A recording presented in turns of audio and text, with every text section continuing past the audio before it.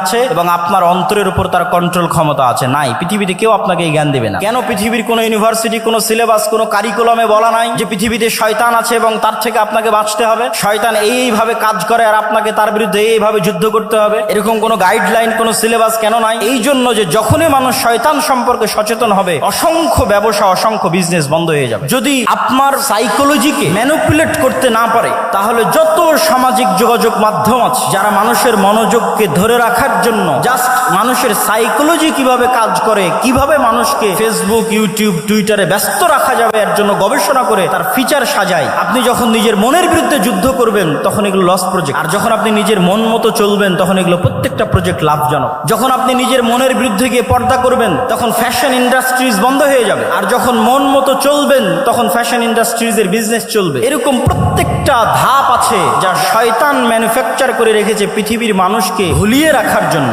কি ভুলিয়ে রাখবে? সালাতের কথা? জি না। শয়তান আপনাকে কি ভুলিয়ে রাখবে? সিয়ামের কথা? জি না। শয়তান আপনাকে ভুলিয়ে রাখবে মৃত্যুর কথা। আলহাকুমুত তাকাসুর হাত্তা যুরতুমুল মাকাবির।